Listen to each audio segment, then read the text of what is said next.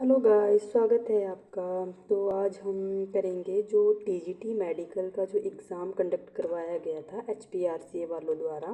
तो उसमें जो है 3 दिन जो एग्ज़ाम कंडक्ट करवाया गया था, ठीक है।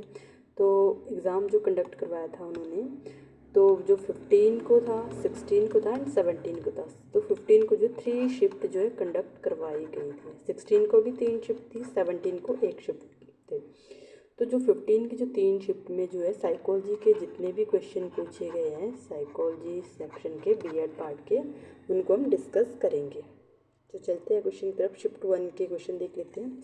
तो फर्स्ट क्वेश्चन हमारा है, how does ICT supports professional development, यानी आईसीटी जो पेशेवर विकास प्रोफेशनल डेवलपमेंट को कैसे समर्थन देता है। जो हमारा आईसीटी है वो कैसे जो है प्रोफेशनल डेवलपमेंट को कैसे जो वो समर्थन करता है। बाय रिड्यूसिंग लर्निंग अपॉर्चुनिटी, अब ऐसा तो नहीं है कि वो सीखने के अवसरों को कम करता है आईसीटी हमारा, है ना। या फिर जो by providing access to online training resource and courses, online प्रशिक्षण संस्थानों और पाठ्यक्रमों तक पहुंच प्रदान करके, है ना। जानकारी तक पहुंच सीमित करता है। अब देखो वो लिमिटिंग नहीं करता, सीमित नहीं करता है, ठीक है। By replacing all face to face interaction, ये सभी आमने सामने की अंत्य क्रियाओं को बदल देता है। नहीं, ये जो है आईसीटी जो है कैसे हमारे प्रोफेशनल डेवलपमेंट को सपोर्ट करता है, ये करता है by providing access to online training resources and courses, online शिक्षण प्रशिक्षण संस्थान और पाठ्यक्रमों तक पहुंच प्रदान करके। नेक्स्ट क्वेश्चन हमारा है question number 2, a key policy expectation for inclusive schooling is to, जो समावेशी विद्यालय शिक्षा इंक्लूसिव स्कूलिंग के लिए एक प्रमुख नीति अपेक्षा है। क्या हम उससे जो है एक अपेक्षा रखते हैं इंक्लूसिव स्कूलिंग से। Mandate separate करिकुला for learners with differing functional profile, यानी भिन्न कार्यात्मक क्षमताओं वाले शिक्षार्थियों के लिए अलग पाठ्यक्रम। अब देखो इंक्लूजन का मतलब ही क्या है, सभी के लिए इक्वल अपॉर्चुनिटी, सभी के लिए समान शिक्षा के समान अवसर। तो अलग पाठ्यक्रम का तो मतलब ही नहीं बनता इंक्लूसिव स्कूलिंग में, ठीक है। Limit accommodation to temporary intervention during assessment, मूल्यांकन के दौरान केवल अस्थायी सुविधाएं देना। देखो अस्थायी यानी लिमिट अकोमोडेशन भी नहीं हो सकता, ठीक है। या फिर जो integrate accessibility features with in main stream educational structure, मुख्य धारा की शिक्षा संरचनाओं में पहुंच सुविधाओं को एकीकृत करना। हाँ, जो हमारी मुख्य धारा होती है उसकी जो शिक्षा संरचनाओं में पहुंच होती है उसको हम एकीकृत कर सकते हैं, इंटीग्रेट कर सकते हैं, ठीक है।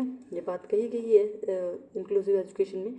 Replace general education frameworks with specialise pedagogical system, सामान्य शिक्षा ढांचे को विशेष शिक्षण प्रणालियों से बदलना। तो करेक्ट आंसर आएगा ऑप्शन सी। नेक्स्ट क्वेश्चन है, व्हाट इंडिकेट्स इफेक्टिव टीचिंग, प्रभावी शिक्षण का संकेत क्या है। देखो इफेक्टिव टीचिंग से मैंने आपको बहुत सारे क्वेश्चन करवाए, जो हमने एमसीक्यू क्वेश्चन किए उसमें आपको मैंने क्वेश्चन करवाया कि इफेक्टिव टीचिंग क्या संकेत करता है, ठीक है। Learner silently complete assigned worksheet, देखो इफेक्टिव टीचिंग ये नहीं हो सकती शिक्षार्थी चुपचाप दिए गए वर्कशीट पूरा करें। या फिर student memorise prescribed content efficiently, जो विद्यार्थियों निर्धारित सामग्री को कुशलता से याद करें। अब देखो इफेक्टिव टीचिंग में ऐसा नहीं कि मेमोराइज करना है, चीज़ों को बस याद करना है। Learner show active engagement and derive satisfaction from task, जो शिक्षार्थियों सक्रिय भागीदारी दिखाएं और कार्यों में संतुष्टि प्राप्त करें, हो सकता है, ठीक है। Teachers maintain strict control of all classroom activity, शिक्षक कक्षा की सभी गतिविधियों पर कठोर नियंत्रण रखें। नहीं, जो कठोर नियंत्रण नहीं रख सकता है टीचर, तो प्रभावी शिक्षण वही होता है जिसमें लर्नर शो करेगा एक्टिव एंगेजमेंट, वो जो सक्रिय रूप से भागीदारी उसमें लेगा, पार्टिसिपेट करेगा, उसकी जो एक्टिव एंगेजमेंट रहेगी and derived satisfaction from task, कार्यों से वो संतुष्टि प्राप्त करे, ठीक है। तो ये क्या है हमारा option C is the correct answer. Next question, the right to education act 2009 was enacted to implement which constitutional provision, शिक्षा का अधिकार अधिनियम 2009 किस संवैधानिक प्रावधान को लागू करने के लिए बनाया गया। आरटी एक्ट जो है 2009 है वो किस जो क्या बोलते हैं किस संवैधानिक प्रावधान को लागू करने के लिए बनाया गया, तो बनाया गया था आर्टिकल 21A, ठीक है। सबको पता है शिक्षा का अधिकार जो राइट टू एजुकेशन एक्ट 2009 है वो इनेक्ट किया गया था आर्टिकल 21A अनुच्छेद 21A के अंतर्गत, ठीक है। Option B is the correct answer. Next question, what is the etymological meaning of the word philosophy, ठीक है, यानी जो फिलोसॉफी शब्द है उसका व्युत्पत्तिगत अर्थ क्या है। तो सबको पता है फिलॉसफी का जो अर्थ क्या है वो है लव ऑफ विजडम, ज्ञान से प्रेम। Option C is the correct answer. Next question है, in curriculum development which characteristics most accurately differentiate the problem centred approach from both subject centred and learner centred approaches. पाठ्यक्रम विकास से समस्या केंद्रित दृष्टिकोण को विषय केंद्रित एवं शिक्षार्थी केंद्रित दृष्टिकोण से अलग करने वाली सबसे सटीक विशेषता कौन थी? जो हमारा पाठ्य करिकुलम डेवलपमेंट जो होता है उसमें जो समस्या केंद्रित दृष्टिकोण होता है, जो प्रॉब्लम सेंटर्ड अप्रोच जो होती है, वो जो हमारा जो subject centred approach and learner centred जो हमारी जो शिक्षार्थी केंद्रित दृष्टिकोण से अलग करने वाली सबसे सटीक विशेषता कौन सी होगी? ठीक है, तो देखते हैं। यह शिक्षार्थियों की भिन्नताओं को समायोजित करने हेतु व्यक्तिगत विकास पर ध्यान देता है, ऐसा तो नहीं होता। यह शैक्षणिक सुसंगतता बनाए रखने हेतु विषय अनुशासनात्मक तर्क पर सामग्री को संगठित करता है, या फिर यह पाठ्यक्रम वितरण में एकरूपता हेतु शिक्षण की विशेषज्ञता पर आधारित होता है। तो ये वास्तविक जीवन की समस्याओं के समाधान हेतु सामाजिक चिंताओं के आधार पर विषय वस्तु का चयन करता है। तो जो हमारा पाठ्यक्रम विकास है, जब हम इसको प्रॉब्लम सॉल्व अप्रोच और क्या बोलते हैं subject centred learner subject approach से अलग करने का जो है, इसमें जो सबसे मेन विशेषता यही हो सकती है, इट फ्रेम्स कंटेंट सिलेक्शन, ठीक है, through social concerns to engage learners in resolving real world issues. हम जो है जो हमारे लर्नर्स होते हैं उनको मतलब सामाजिक चिंताओं के आधार पर उनको विषय वस्तु का चयन करने के लिए जो हम उनको वास्तविक जीवन की समस्याओं के समाधान में जो है कार्य करने को प्रेरित कर सकते हैं। ठीक है, तो option D is the correct answer. Next question है, what is one method that educators can use to critically reflect on curricular process? पाठ्यक्रमीय प्रक्रियाओं में आलोचनात्मक चिंतन के लिए शिक्षक कौन सा तरीका अपना सकते हैं? तो आपको पता है कि आलोचनात्मक चिंतन के लिए टीचर कौन सा जो तरीका अपना सकते हैं, पीयर ऑब्जर्वेशन एंड डिस्कशन, या फिर जो है repeating the same lesson plan annually, या फिर जो स्टैंडर्डाइज टेस्टिंग है, इग्नोरिंग स्टूडेंट्स आउटकम। देखो, छात्र परिणामों की उपेक्षा करना नहीं होता है एक जो आलोचना शिक्षक का काम, ठीक है, ये अपना नहीं, और ना स्टैंडर्डाइज टेस्टिंग उसका जो है एक तरीका हो सकता है, ना प्रतिवर्ष वही पाठ योजनाएं दोहराना, वो भी नहीं हो सकता, उसमें फ्लेक्सिबिलिटी होनी चाहिए। ठीक है, तो इसमें बेस्ट ऑप्शन हो सकता है option A, peer observation and discussion. सहकर्मी जो हमारे सहपाठी होते हैं उनका अवलोकन व उनके साथ डिस्कशन करके। ठीक है, option A is the correct answer. Next question है, what is an essential requirement for understanding the learner in a classroom? कक्षा में शिक्षार्थी को समझने के लिए आवश्यक शर्त क्या है? ठीक है, शिक्षार्थी को समझने के लिए जो हमारा लर्नर है उसको समझने के लिए क्लास में कौन सी एक जो है रिक्वायरमेंट होनी चाहिए? शिक्षार्थियों की विविध विशेषताओं एवं सहभागिता के प्रतिरूपों को पहचाना, यानी recognising diverse learner characteristics and participation pattern, या फिर focusing exclusively on high performing student, केवल उच्च प्रदर्शन करने वाले छात्रों पर ध्यान। अब ऐसा नहीं हो सकता केवल आप जो उच्च प्रदर्शन कर रहे हो उनके ऊपर जो आप ध्यान केंद्रित करो। ठीक है, या फिर सभी शिक्षार्थियों से समान प्रतिक्रिया की अपेक्षा करना। ऐसा भी नहीं कि सारे स्टूडेंट एक जैसे होते कि आप एक्सपेक्ट करो कि और लर्नर रिस्पॉन्स जो एक जैसा आपको जो है रिस्पॉन्स करें। ठीक है, assuming learners develop at the same pace, मतलब ये आप ये मान लो कि सभी शिक्षार्थी जो समान गति से विकसित होते हैं। ऐसा भी नहीं है, किसी की गति स्लो होती है, किसी की हाई स्पीड, कोई स्पीड से गति करता है सीखने में, है ना, तो ये ऑप्शन तो नहीं हो सकते तीनों। ठीक है, तो ऑप्शन क्या बचता हमारा, recognising diverse learner characteristics and participation pattern, शिक्षार्थियों की विविध विशेषता में सहभागिता के प्रतिरूपों को पहचानना। नेक्स्ट क्वेश्चन हमारा है, what is the first stage in the counselling process? परामर्श यानी प्रक्रिया, जो हमारी काउंसलिंग प्रक्रिया होती है उसका पहला चरण क्या होता है? जब आप किसी को किसी काउंसलिंग कर रहे हो एज ए काउंसलर, तो आप उसका जो फर्स्ट स्टेप कौन सा रहता है? तो क्या इंटरवेंशन हस्तक्षेप, या फिर गोल सेटिंग लक्ष्य निर्धारण, या फिर टर्मिनेशन समापन, या फिर इस्टेब्लिशिंग रिलेशनशिप संबंध स्थापित करना? तो सबसे पहला चरण हमारा होता ही है कि आप आपस में जो संबंध स्थापित करें, establishing relationship. Option D is the correct answer. Next question है, in developing practical study skills the practice of retrieval और self testing primarily helps to. व्यवहारिक अध्ययन कौशल विकसित करने में पुनः स्मरण, रिट्राइवल या स्व परीक्षण सेल्फ टेस्टिंग का अभ्यास मुख्य रूप से किस में सहायक होता है। ठीक है, यानी जो हमारा व्यवहारिक अध्ययन कौशल होता है, जब हम उसको विकसित करने के लिए रिट्राइव करते हैं, चीज़ों को पुनः स्मरण करते हैं, तो या फिर हम सेल्फ टेस्टिंग करते, तो इसके लिए अभ्यास मुख्य रूप से किस में सहायक होता है।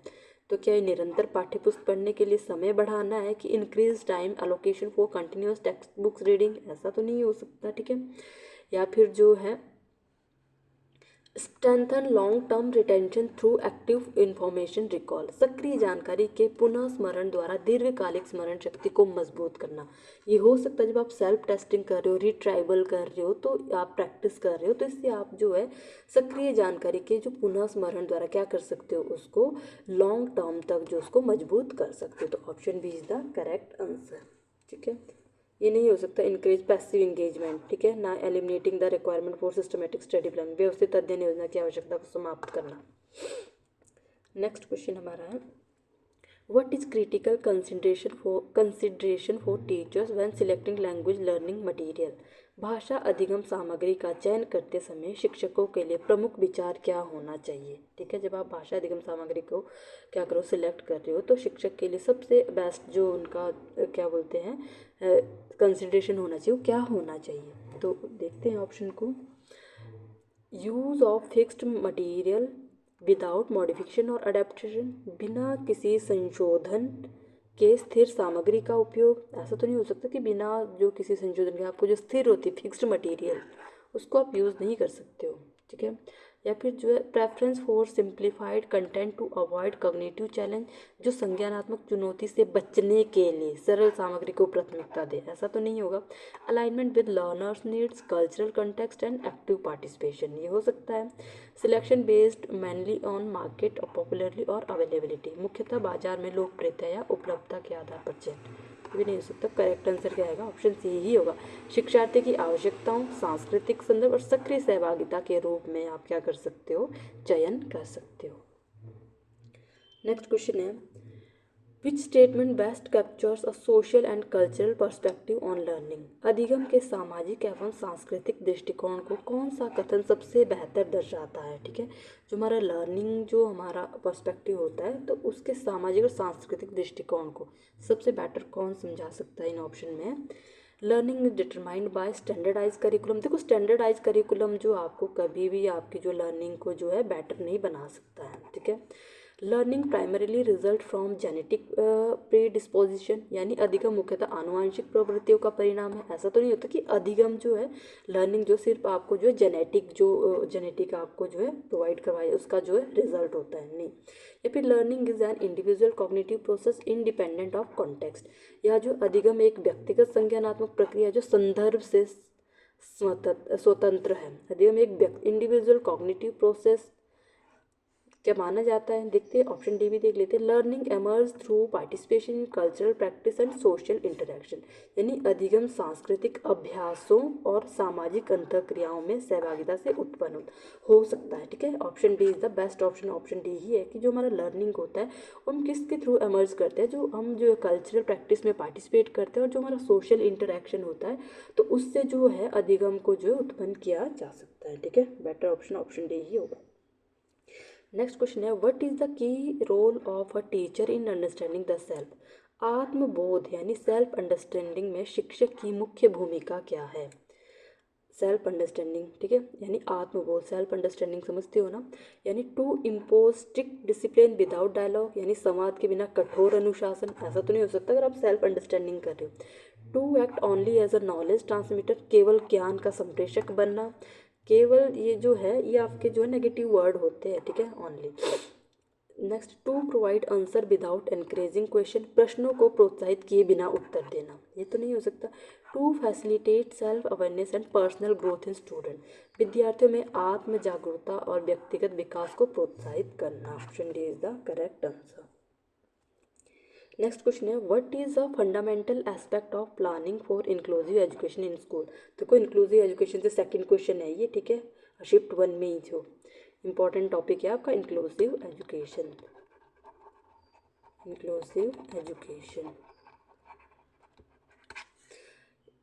तो ऑप्शन ए देखते हैं, involving all stakeholders in decision making process, यानी निर्णय प्रक्रिया में सभी हितधारकों को शामिल करना हो सकता है। Implementing uniform teaching practices for all student, सभी विद्यार्थियों के लिए समान शिक्षण पद्धति लागू करना। इसमें ये बोला व्हाट इज़ फंडामेंटल एस्पेक्ट, ठीक है, यानी समावेशी शिक्षा की योजना का मूल पहलू पूछा है, ठीक है। पहलू ये भी हो सकता है कि सभी विद्यार्थियों के लिए समान शिक्षण पद्धति लागू करना, बट देखो समान आप जो इक्वल जो उनको टीचिंग प्रैक्टिस नहीं कर सकते, क्योंकि कोई बच्चा स्लो लर्नर होता है, कोई जो है हाई पेस पे लर्न करता है, कोई जो है मीडियोकर होता है, ठीक है। तो ये भी हो सकता है, बट बिल्कुल जो है मूल पहलू नहीं है ये, ठीक है।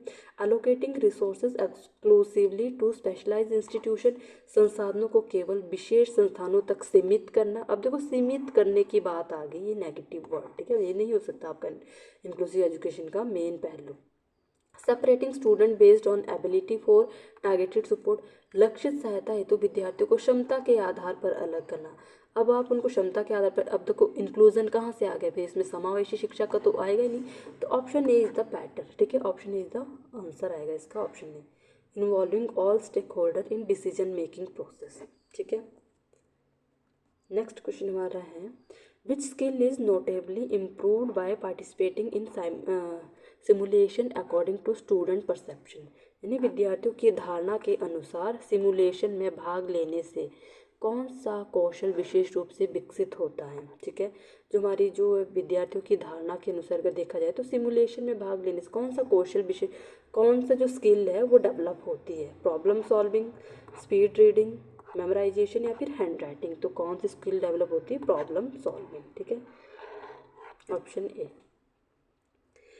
नेक्स्ट क्वेश्चन है, what is the main objective of the निष्ठा प्रोग्राम। अब निष्ठा प्रोग्राम देखो, ये जो हमारे जो कुछ क्या बोलते हैं, यानी जो निष्ठा जो है हमारा, ये डिजिटल इनिशिएटिव से जो है, देखो डिजिटल इनिशिएटिव आपको पता है कोरोना के टाइम पे कुछ डिजिटल इनिशिएटिव जो रखे गए थे एजुकेशन से रिगार्डिंग। तो निष्ठा की फुल फॉर्म क्या है, सबसे पहले तो हमें निष्ठा की फुल फॉर्म पता होनी चाहिए। तो निष्ठा की फुल फॉर्म होती है नेशनल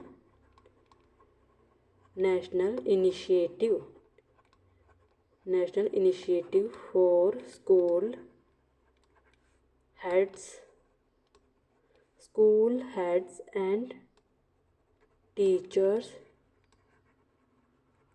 होलिस्टिक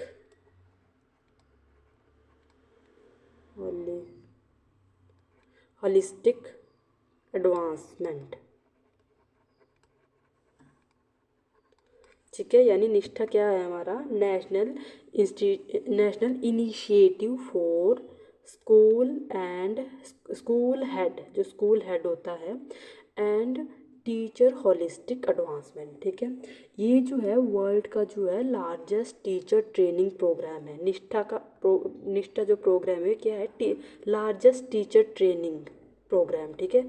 तो यहाँ आप ऑप्शन दे सकते हो, शिक्षक शिक्षा और व्यावसायिक विकास के लिए वित्तीय सहायता कम करना, ये तो नहीं है।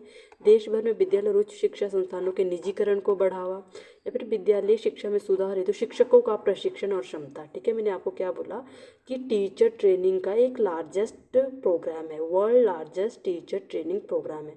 तो इसमें बात की गई है, ऑप्शन सी देखते हो, प्रोवाइड टीचर ट्रेनिंग, ठीक है।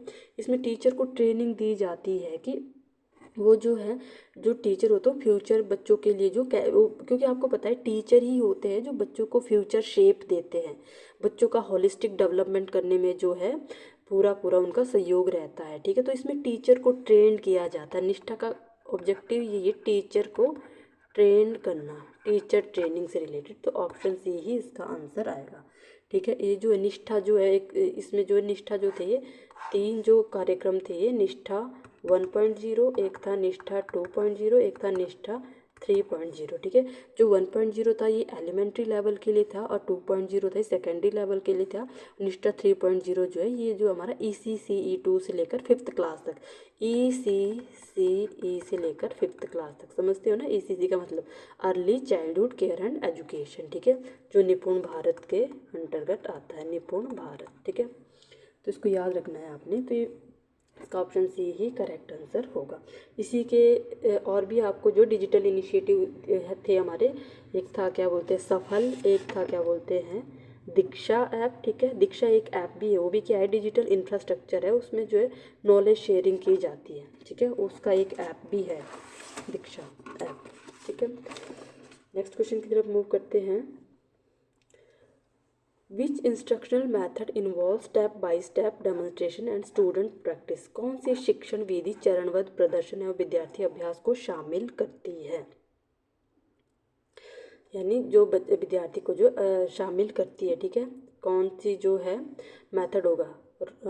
रोल लर्निंग, रोल लर्निंग यानी भूमिका अधिगम, पैसिव लिसनिंग, देखो निष्क्रिय श्रवण जो है ये तो नहीं हो सकता, ठीक है। या फिर इंडिपेंडेंट स्टडी, स्व अध्ययन, या फिर स्केप होल्डिंग। तो ये बोल रहा है कि जो instructional method involve step by step, जिसमें आप स्टेप बाय स्टेप डेमोन्स्ट्रेशन करते हो एंड स्टूडेंट प्रैक्टिस होती है, तो उसमें आता है स्केप होल्डिंग, सहायक संरचना जिसको बोला जाता है। तो option D is the correct answer. अब चलते हैं शिफ्ट 2 की तरफ। शिफ्ट 1 में जो है 17 क्वेश्चन पूछे गए थे। शिफ्ट 2 की तरफ चलते हैं। विच of the following is the most essential principle of an inclusive school? निम्नलिखित में से समावेशी कक्षा का सबसे आवश्यक सिद्धांत कौन सा है? तो कौन सा आएगा? Limiting peer interaction to similar ability group, ठीक है। देखो यहाँ पे इंक्लूसिव एजुकेशन, देखो बच्चों आपने टीजीटी का एग्जाम देने जाना है तो इंक्लूसिव एजुकेशन को बहुत अच्छे से रिवाइज कर लेना, ठीक है। इंक्लूसिव एजुकेशन से जो है शिफ्ट 1 में भी 2 क्वेश्चन आए थे। यहाँ भी देखो फर्स्ट क्वेश्चन इंक्लूसिव एजुकेशन का देखने को मिल गया। तो देखो लिमिटिंग पीयर इंटरेक्शन, देखो लिमिटिंग की बात आ गई, जहाँ पे जो है सीमित करने की बात आ जाती है, तो वो तो हमारा इंक्लूसिव एजुकेशन में हो ही नहीं सकता, ठीक है। Using only one teaching method, आप ओनली वन टीचिंग मेथड से क्या इंक्लूसिव एजुकेशन में पढ़ा सकते हो? सी ऑप्शन है providing equal learning opportunity to all. तो इंक्लूसिव एजुकेशन में होता है ये सभी विद्यार्थियों को समान सीखने के अवसर प्रदान करना। Option C is the correct answer. Next है when was national rural health mission launched by the government of India? भारत सरकार द्वारा राष्ट्रीय स्वास्थ्य मिशन NRHM कब प्रारंभ किया गया था? तो ये किया गया था 2020 में। नहीं सॉरी, NHRM जो है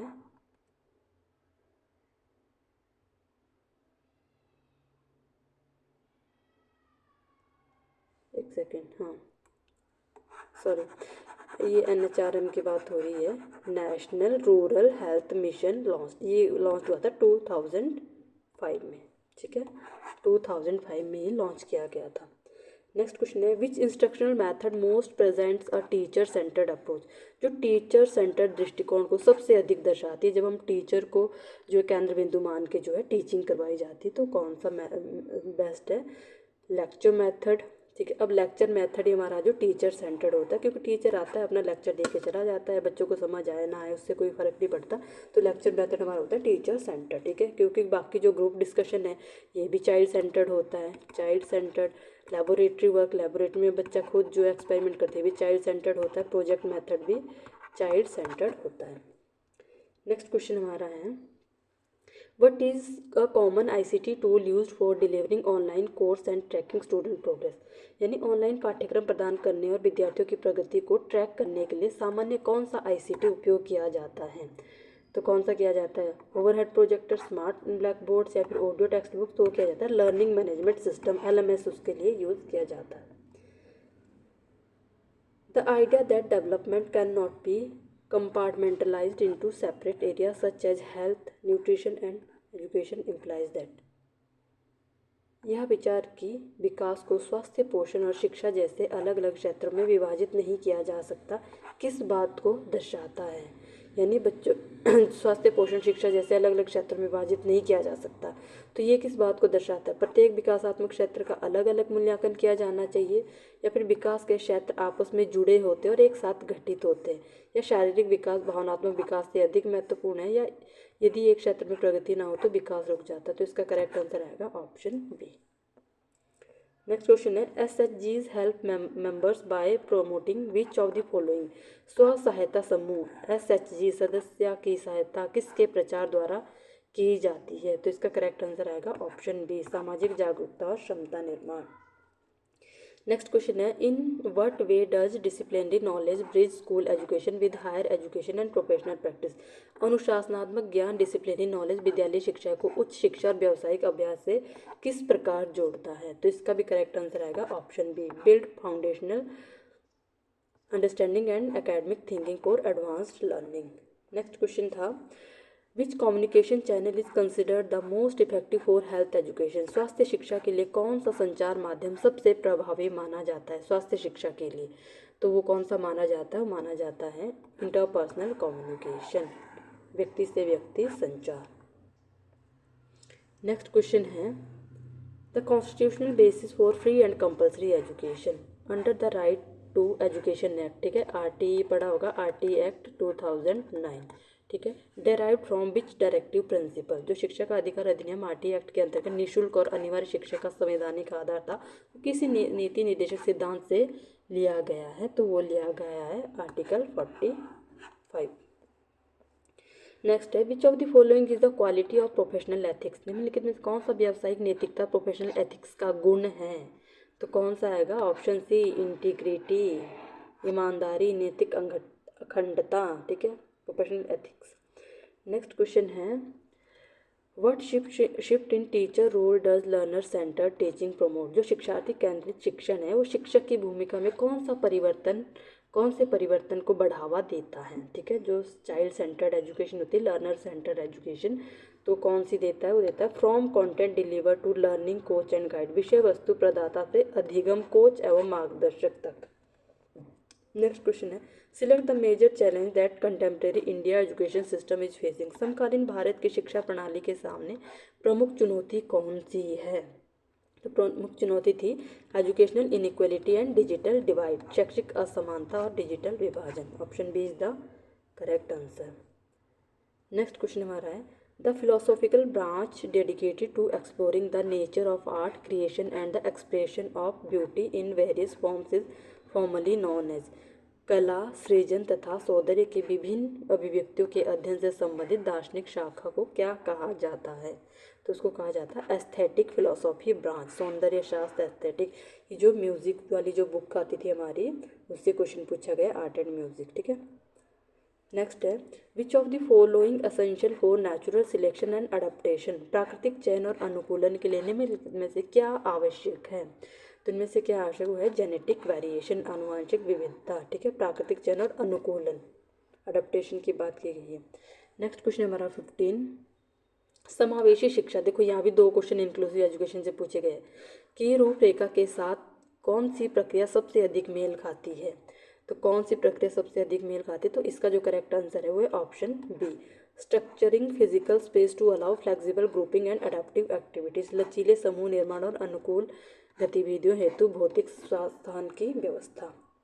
नेक्स्ट क्वेश्चन है, a teacher divide the lesson into small steps, explains each steps clearly, check for understanding and provides guided practice before independent work. Which instructional model is being used? जब एक शिक्षक जो है पाठ को छोटे छोटे चरणों में बांटता है, प्रत्येक चरण को स्पष्ट रूप से समझाता भी है, समझ की जांच करता है तथा स्वतंत्र कार्य से पहले निर्देशित अभ्यास देता है, तो कौन सा शिक्षण मॉडल प्रयुक्त हो रहा है। तो इसमें प्रयुक्त हो रहा है डायरेक्ट इंस्ट्रक्शन मॉडल, प्रत्यक्ष शिक्षण मॉडल, ठीक है। Option D is the correct answer. Next question हमारा है 17, विच of the following skills reduce misunderstanding in conflict. जो संघर्ष होता है, हमारा कन्फ्लिक्शन होता है, कन्फ्लिक्शन की स्थिति में गलतफहमी को कम करने में कौन सा कौशल सहायक होता है। तो कौन सा होगा, एक्टिव लिसनिंग, ठीक है, कन्फ्लिक्शन में। नेक्स्ट क्वेश्चन है, ग्रामीण भारत में समान शिक्षा प्राप्त करने में प्रमुख बाधा क्या है। What is the significant barriers to achieving equitable education in rural India. जो हमारा ग्रामीण जो भारत है वहाँ पे समान शिक्षा जो हमारा जो है इक्वल एजुकेशन होती है प्राप्त करने में सबसे प्रमुख बाधा क्या होती है, कौन सी होती है। तो होती है इनएडिक्वेट infrastructure and shortage of professionally qualified teacher, अपर्याप्त आधारभूत संरचना और योग्य शिक्षकों की कमी। नेक्स्ट क्वेश्चन हमारा है, अ की pedagogical value of art education is that. That it, कला शिक्षा का एक प्रमुख शिक्षणात्मक पेडागोजिकल मूल्य यह है कि कौन सा सबसे कला शिक्षा का प्रमुख जो है पेडागोजिकल मूल्य होगा। तो करेक्ट आंसर आएगा इसका option B, encourage divergent thinking and multiple interpretations. Second last question है शिफ्ट 2 का, फॉर इफेक्टिव लर्निंग। देखो इफेक्टिव लर्निंग से आपको क्वेश्चन हर जगह देखने को मिल रहा है हर शिफ्ट में। रिसोर्स डेवलपमेंट मटेरियल शुड, प्रभावी अधिगम संसाधन निर्माण के लिए सामग्री कैसी होनी चाहिए। तो इसका करेक्ट आंसर आएगा option D, facilitate active learning and engagement of the students, विद्यार्थियों की सक्रिय भागीदारी और अधिगम को बढ़ावा देने वाले। लास्ट क्वेश्चन हमारा है शिफ्ट 2 का, which strategy most effectively support children in expanding their expressive vocabulary within a classroom environment. कक्षा वातावरण में बच्चों की अभिव्यक्तिपूर्ण शब्दावली यानी एक्सप्रेशन वोकेबुलरी बढ़ाने के लिए कौन सी रणनीति सबसे प्रभावी है। तो सबसे प्रभावी रणनीति होगी option C, facilitate imaginative language use and exploration of phonological patterns, कल्पनाशील भाषा प्रयोग और ध्वन्यात्मक पैटर्न की खोज को प्रोत्साहित करना। ठीक है, शिफ्ट 2 के क्वेश्चन हमारे खत्म होते हैं। शिफ्ट 2 में 21 क्वेश्चन पूछे गए हैं। अब चलते हैं शिफ्ट 3 की तरफ। शिफ्ट 3 का फर्स्ट क्वेश्चन देखते हैं, what is the main M of inclusive education. देखो फिर से यहाँ इंक्लूसिव एजुकेशन मिल गया। इंक्लूसिव एजुकेशन बहुत अच्छे से पढ़ के जाना गाइस, नॉन मेडिकल वाले भी और आर्ट्स वाले भी। ठीक है, तो समावेशी शिक्षा नीतियों का मुख्य उद्देश्य क्या है। तो उसका मुख्य उद्देश्य है equal participation, option A. Next question है, it is easier to build a child means, it is easier to build a child का अर्थ क्या है। ठीक है, तो ऑप्शन इसको काट दो यहाँ से, अडल्ट शुड टीच चिल्ड्रन। ठीक है, वयस्कों को बच्चों को पढ़ाना चाहिए, क्या ये है हमारा चाइल्ड मीन्स। ठीक है, या फिर जो प्रारंभिक बाल्यावस्था व्यक्तित्व निर्माण का सर्वोत्तम समय है, तो यही इसका आंसर है, early childhood is the best time to shape personality. ठीक है, थर्ड क्वेश्चन हमारा, health education primarily aims to, जो स्वास्थ्य शिक्षा का मुख्य उद्देश्य क्या है। तो स्वास्थ्य उद्देश्य शिक्षा का मुख्य उद्देश्य है promote awareness and develop healthy habits, जागरूकता बढ़ाना और स्वस्थ आदतों का विकास करना। नेक्स्ट क्वेश्चन हमारा है, a comprehensive plan for inclusive schooling emphasises, समावेशी विद्यालयी शिक्षा के लिए एक व्यापक योजना किस पर जोर देती है। ये भी देखो समावेशी शिक्षा से ही पूछा गया है, समावेशी विद्यालय शिक्षा के लिए एक व्यापक योजना किस पर जोर देती है। तो जोर देती है resource mapping to align available expertise with learner requirements, यानी उपलब्ध विशेषताओं को शिक्षार्थियों की आवश्यकताओं से जोड़ने हेतु संसाधन मानचित्रण। नेक्स्ट क्वेश्चन था हमारा, पियाजे के संज्ञानात्मक विकास सिद्धांत को कौन सा विचार दर्शाता है। जो पियाजे की थियोरी से क्वेश्चन पूछा गया है कि जो पियाजे का जो है विच आइडियाज रिफ्लेक्ट पियाजे थियोरी ऑफ कॉग्निटिव डेवलपमेंट, जो पियाजे का जो कॉग्निटिव डेवलपमेंट है वो सिद्धांत किस विचार को दर्शाता है। तो वो दर्शाता हमारा children learn by actively exploring their environment. पियाजे का मानना था कि बच्चे अपने वातावरण का सक्रिय रूप से अन्वेषण करके सीखते हैं। उन्होंने बोला था ना पियाजे ने कि उन्होंने बच्चों को जो नन्हे वैज्ञानिक बोला था, तो अन्वेषण इसलिए इसमें जो है अन्वेषण यानी बच्चे जो हैं अन्वेषण करके जो है सीखते हैं। ठीक है, नेक्स्ट क्वेश्चन है question number 6, which of the following best reflect the holistic nature of physical education.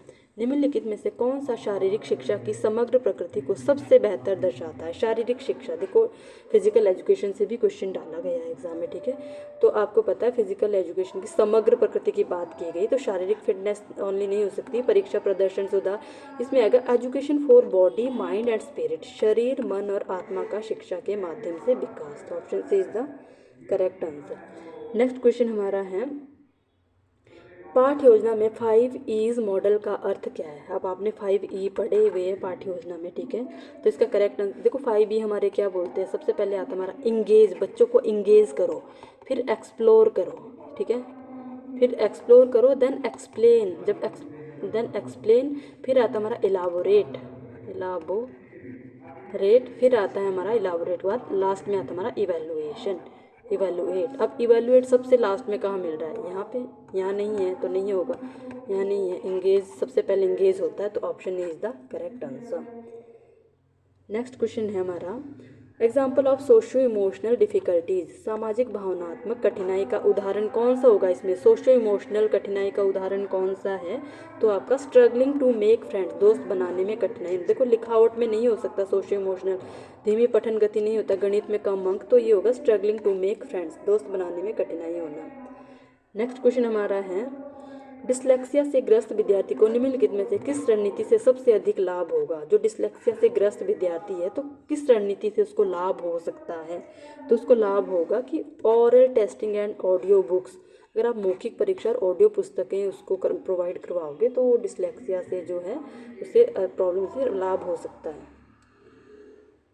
Next question है, what is the primary focus of the PM Shri school initiative? अब सब आपने देखा होगा कि कुछ स्कूल के आगे जो पीएम श्री लग गया है, गवर्नमेंट स्कूल में पीएम श्री स्कूल जो लग गया है, तो इसका मुख्य इस पहल का जो मुख्य उद्देश्य क्या है? तो इसका मुख्य उद्देश्य है transforming 14,500 schools into model institution aligned with NEP 2020, यानी नेशनल एजुकेशन पॉलिसी 2020 के अनुरूप 14,500 विद्यालयों को आदर्श मॉडल संस्थानों में परिवर्तित करना इनका मेन ऑब्जेक्टिव है। याद रखना है 14,500 विद्यालय। नेक्स्ट क्वेश्चन है हमारा,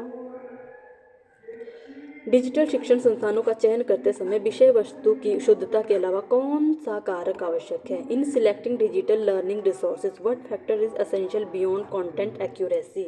तो कौन सा होगा? यानी compatibility with multiple devices and ease of use, एकाधिक उपकरणों के साथ संगतता और उपयोग में सरलता।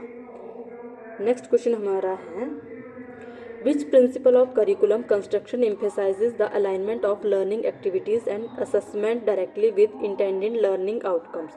पाठ्यक्रम निर्माण, जब आप जो है करिकुलम कंस्ट्रक्शन निर्माण में कौन सा सिद्धांत सीखने की गतिविधियों और मूल्यांकन को सीधे निर्धारित अधिगम उद्देश्यों लर्निंग आउटकम्स के साथ संरेखित करने पर बल देता है? तो बल देगा आपका ऑप्शन सी आएगा, constructive alignment, making objective, teaching and assessment fully match, संरचनात्मक संरक्षण, उद्देश्य शिक्षण और मूल्यांकन का पूर्ण सामंजस्य।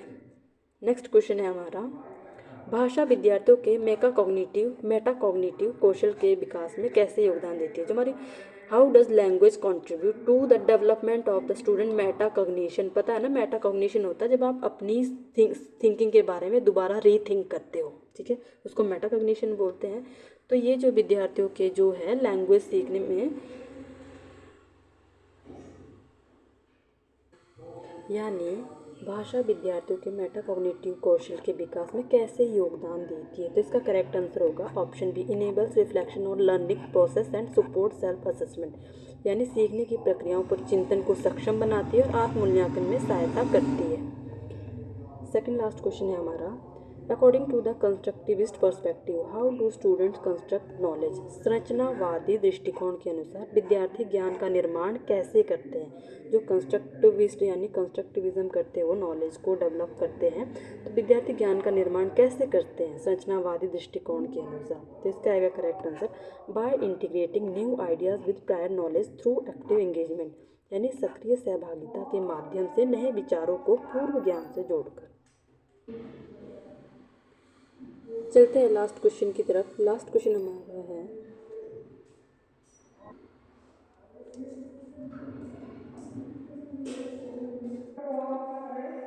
क्वेश्चन हमारा है, which statement best represent the dynamic relationship between discipline and school subject? अनुशासन यानी डिसिप्लिन और विद्यालयी विषयों स्कूल सब्जेक्ट के बीच गतिशील संबंध को कौन सा कथन सबसे बेहतर दर्शाता है? तो वो है हमारा subject simplify disciplinary knowledge and prepare future scholars. विषय अनुशासनात्मक ज्ञान को सरल बनाते हैं और भविष्य के विद्वानों को तैयार करते हैं। तो option D is the correct answer. तो गाइज ये थे हमारे जो है 15 दिसंबर को जो है HPRCA का जो फर्स्ट जो है TGT मेडिकल का एग्ज़ाम हुआ था। तो शिफ्ट 1, शिफ्ट 2 एंड शिफ्ट 3 के साइकोलॉजी के क्वेश्चन, ठीक है। अब हम नेक्स्ट वीडियो में जो है 16 दिसंबर के जो है तीनों शिफ्ट्स के क्वेश्चन लेके आएंगे, ठीक है। तो आज के लिए इतना ही। Thank you guys. वीडियो पसंद आई हो तो लाइक शेयर सब्सक्राइब ज़रूर कीजिए। Thank you.